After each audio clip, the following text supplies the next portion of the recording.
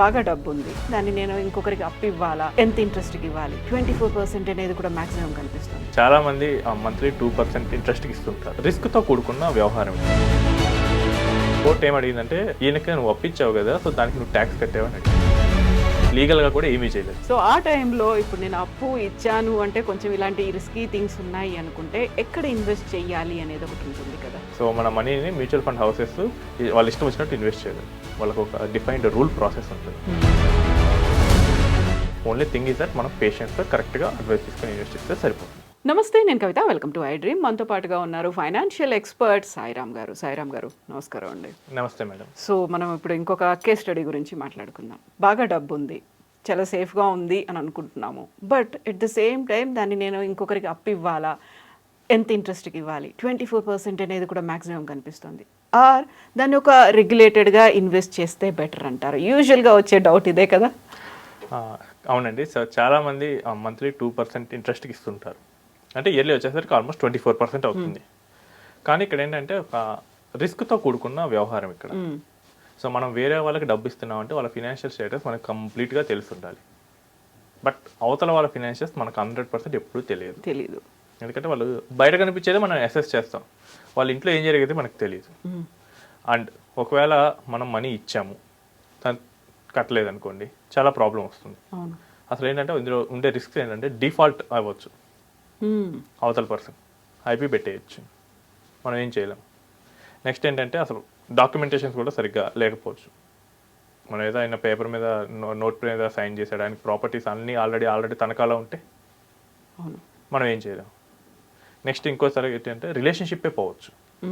తెలిసిన వాళ్ళకి మనీ ఇచ్చాం, ఆ మనీ ఏమో అవసరానికి మనం అడిగాం, ఆయనేమో ఆ టైంలో ఇస్తాం లేదు, తర్వాత ఏంటి పారిపోతాం, ఇవన్నీ అట్టేసరికి మనకు అవసరానికి వచ్చేసరికి మనం ఏదైనా అనవచ్చు. ఫైనల్ రిలేషన్షిప్ కూడా డ్యామేజ్ అవ్వచ్చు. ఇంకోటి ఏంటంటే లీగల్ ఇష్యూ కావచ్చు. సో నేను చూశానండి ఒక కేసులో. సో ఇది న్యూస్ ఆర్టికల్లే. So supreme court judgment. సో ఏంటంటే ఒక మనీ డిస్ప్యూట్ మీద కోర్టుకి వెళ్ళారు. ఓకే. సో కోర్టు ఏమడిగిందంటే, ఈయనకి నువ్వు అప్పిచ్చావు కదా, సో దానికి నువ్వు ట్యాక్స్ కట్టావని అడిగింది. ఆ డబ్బు ఎలా ఇచ్చావు? క్యాష్ రూపంలో ఇచ్చావా, త్రూ బ్యాంక్ ట్రాన్సాక్షన్ అని? నెక్స్ట్ ఆ సోర్స్ ఆఫ్ మనీ ఏంటి, నీకు ఎక్కడి నుంచి ఆదాయం వచ్చింది, దీని మీద ఏమైనా ఇన్కమ్ ట్యాక్స్ పే చేసావా? అది కనుక ఆడిటెడ్ మనీ అయితే కనుక కోర్టు ద్వారా అస్సలు తీసుకోలేరు. అండ్ ఇంకోటి 2 lakhs కన్నా ఎక్కువ అయితే కనుక మీరు ఖచ్చితంగా ఆన్లైన్ ట్రాన్స్ఫర్ చేయాలి. మీరు ఆన్లైన్ ట్రాన్స్ఫర్ చేస్తుంటే అది వైట్ అవుతుంది. అప్పుడు దానికి ఒకవేళ ఇన్కమ్ ట్యాక్స్ వాళ్ళు అయితే సోర్స్ అడగచ్చు. సో మోస్ట్ ఆఫ్ ది 24% ఇచ్చేవన్నీ అన్అకౌంటెడ్ మనీగానే వెళ్తుంటాయి. సో లీగల్గా ఎక్కువ అమౌంట్స్ని ఎవరు ఇవ్వరు. సో అక్కడ ఈ ప్రాబ్లం కూడా చూసుకోవాలి. నేనేదో హెవీ మనీ ఒక 25 lakhs ఇస్తున్నాను, నాకు దగ్గర డాక్యుమెంటేషన్ ఉందంటే ఆ 25 lakhs మీరు ప్రూఫ్ కూడా చూపించాలి.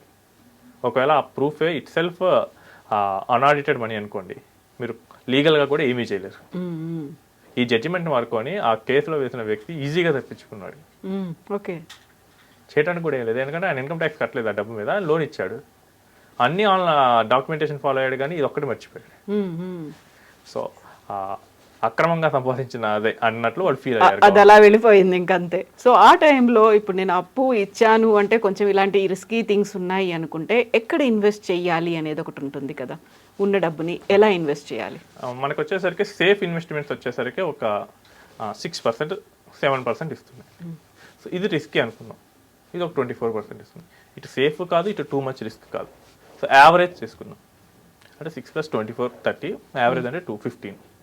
సో 15% ఇచ్చేయండి. రియల్ ఎస్టేట్ ఇస్తుంది, అదే లాంగ్ టైం వెయిట్ చేయాలి. అవును. అండ్ మనం మంచిది ఏదో కనుక్కోవాలి. లేదు రెగ్యులేటెడ్ ప్రొడక్ట్స్ అన్నారు, మీరు మ్యూచువల్ ఫండ్కి రావచ్చు, మీరు రెగ్యులేటెడ్ డిబెంచర్స్కి రావచ్చు. సో డిబెంచర్స్ అంటే కొంచెం కాంప్లెక్స్ అవుతుంది. సో మనం ఈజీగా ఉండే కోసం మ్యూచువల్ ఫండే చెప్పుకుందాం. సో మ్యూచువల్ ఫండ్కి ఉండే ఫీచర్స్ ఏంటంటే దీన్ని సెబీ రెగ్యులేట్ చేస్తుంది. సో ఇది గవర్నమెంట్ బాడీ. సో మన మనీని మ్యూచువల్ ఫండ్ హౌసెస్ వాళ్ళ ఇష్టం వచ్చినట్టు ఇన్వెస్ట్ చేయలేరు. వాళ్ళకు ఒక డిఫైన్డ్ రూల్ ప్రాసెస్ ఉంటుంది. కాకపోతే ప్రతి ఇన్వెస్ట్మెంట్కి ఉన్నట్లే ఈ ఇన్వెస్ట్మెంట్ కూడా అప్ అండ్ డౌన్ అవుతుంది. మనం గోల్డ్ కొన్నాం, అప్ అండ్ డౌన్ అవుతుంది కదండి. మొన్న 1,00,000 ఉంది, ఈరోజు 95,000 ఉంది, అప్ అండ్ డౌన్ అవుతుంది. Next real estate up and down అవుతుంది. సో ఏదైనా కానీ మనకి అప్ అండ్ డౌన్ అయ్యే ఛాన్స్ ఉంటుంది. ఈ అసెట్స్ సిల్వర్ కూడా అప్ అండ్ డౌన్ అవుతుంది. సో అలాగే మన మ్యూచువల్ ఫండ్ కూడా అప్ అండ్ డౌన్ అయితే అయ్యే ఛాన్స్ ఉంటుంది. కానీ మీరు ఒక 5 ఏళ్ళు, ఒక 10 ఏళ్ళు ఇలాంటి టెన్యూర్ పెట్టుకున్నప్పుడు మనకి అప్ అండ్ డౌన్స్ అన్నీ దాటేసి మనకు మంచి రిటర్న్ ఇచ్చే అవకాశం ఉంటుంది. ఇంకొక అడ్వాంటేజ్ ఏంటంటే మనం మనీ ఇచ్చేసి ఒక 20 years తర్వాత వాళ్ళని అడిగితే మనిషి ఉండొచ్చు, అవును. అసలు మనిషి ఆ విషయం గుర్తులేకపోవచ్చు, అసలు లేదా ఆ మనిషే లేకపోతే ఆ వారసులు అసలు నువ్వెప్పుడు ఇచ్చావు మాకేం తెలుసు అనొచ్చు. లెక్కలు ఉండవు అక్కడ. బట్ ఇక్కడైతే మొత్తం పక్కా డాక్యుమెంటేషన్ ఉంటుంది కాబట్టి నువ్వు ఇన్వెస్ట్ చేసిన తర్వాత 10 ఏళ్ళు 20 ఏళ్ళు ఈవెన్ 60 years తర్వాత కూడా మనం ఈజీగా తీసుకోవచ్చు, మొత్తం డాక్యుమెంటేషన్ క్లియర్గా ఉంటుంది. సో ఇక్కడ సేఫ్టీ ఉంటుంది, మనకి రెగ్యులేటెడ్గా గవర్నమెంట్ సెబీ బాడీ ఉంటుంది, అండ్ ఇది ప్రూవెన్ ప్రోడక్ట్, ఇదేమి మార్కెట్లో కొత్తగా వచ్చిన ప్రోడక్ట్ ఏం కాదు. సో మ్యూచువల్ ఫండ్స్ 1995 నుంచి మనకి ఉన్నాయి, ఈవెన్ 1991లో క్లోజ్డ్ ఎండెడ్ ఫండ్స్ కూడా ఉన్నాయి. ఆ తర్వాత మనకి ఇప్పుడు చూస్తున్న ప్రెజెంట్ ఫామ్ 1995లో వచ్చేసింది. సో మనకి సింపుల్గా 12% రేట్ ఆఫ్ రిటర్న్ వచ్చే ఫండ్స్ చాలా ఉన్నాయి. ఓన్లీ థింగ్ ఈజ్ దట్ మనం పేషెన్స్ కరెక్ట్గా అడ్వైస్ తీసుకొని ఇన్వెస్ట్ చేస్తే సరిపోతుంది. సింపుల్ థింగ్ ఏంటంటే అండి, ఒక కేసు నేను ఇది పొద్దున ప్లానింగ్ చేసి వచ్చాను.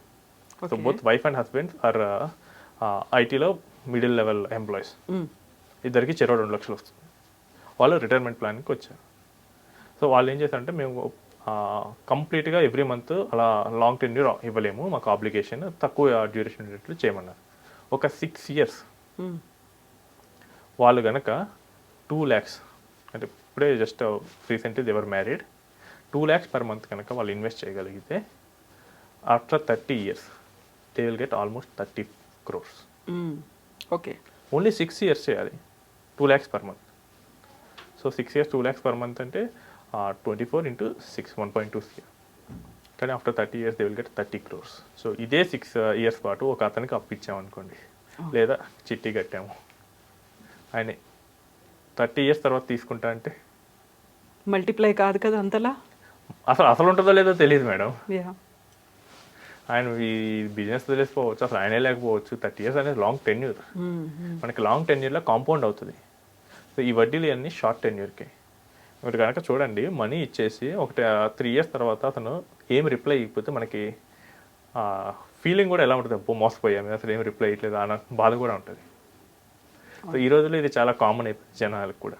సో తీసుకునేటప్పుడేమో అసలు మీ అంత మంచోడు ఎవరు లేకుంటారు, అడిగేటప్పుడు అసలు ఏంటి పారిపోతావా ఏంటి అన్నట్లు అడుగుతారు. నమ్మకం లేదా, ఎక్కడికి పోతాం ఉంటాం కదా. సో మనకి రిలేషన్షిప్ కూడా ప్రాబ్లం అవుతుంది కాబట్టి మనం రెగ్యులేటెడ్ ప్రోడక్ట్స్కి కొంచెం ప్రయారిటీ ఇవ్వండి.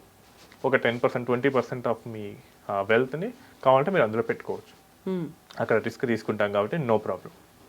ఒక 20% పెట్టాము, కంప్లీట్గా పోయింది అనుకోండి, మిగిలిన 80 ఉంటుంది కదా, అది అట్లీస్ట్ 7%లో పెరిగినా 3 yearsలో మళ్ళీ మనకు 20% వచ్చేస్తుంది. నేను నా దగ్గర ఒక 1 కోటి రూపాయలు ఉంది, నేను 20 లక్షలు వేరే వాడికి అప్పు ఇచ్చాను. నేను 80 లక్షలు రెగ్యులేటెడ్ ఫండ్లో 12% వచ్చే దాంట్లో పెట్టుకున్నాను. 12 కూడా కాదు, 7 వచ్చే దాంట్లో పెట్టుకున్నాను, ఎఫ్డీ చేశాను.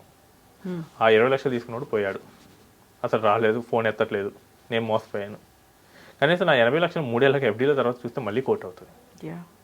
సో రిస్క్ తీసుకునేటప్పుడు కూడా మనం ఎంతవరకు భరించగలం, సో దాన్ని తీసుకునే చేయాలి, స్ట్రాటజిక్గా క్యాలిక్యులేటెడ్గా. ఒకవేళ అట్లా కాకుండా నేను 1 కోటి రూపాయలు ఇచ్చాను అనుకోండి, మొత్తం పోతుంది. వాళ్ళు ఫోన్ ఎత్తపోతే కనుక నాకు బీపీ పెరిగిపోతుంది. ఈ సినారియో నేను చూశానండి. 1 కోటి రూపాయలు అప్పిచ్చారు, ఫోన్ ఎత్తలేదు ఆయన. ఆయనేమో ఆ ఊళ్ళో కొంచెం స్ట్రాంగ్, వీళ్ళకన్నా భయం, ఎదురు తిరిగి మాట్లాడలేరు అక్కడ. ఇంకా వాళ్ళు ఇచ్చినప్పుడు తీసుకోవాలి ఇక. సో ఈ కేసెస్ కూడా చాలా వస్తుంటాయి. అంటే రిలేషన్స్ అన్నీ బాగున్నప్పుడు అన్నీ కరెక్ట్గానే ఉంటాయి, బట్ ఏవైనా రాంగ్ అయినప్పుడు ఇలాంటివన్నీ బయటకు వస్తాయి. ట్రూ. సో అప్పుడు చాలా క్యాలిక్యులేటెడ్గా ఆలోచించాలి, అనలైజ్ చేయాల్సిన అవసరం ఉంటుంది. ఎస్ అండి, thank you so much Sairam గారు. థ్యాంక్ యూ అండి, థ్యాంక్ యూ.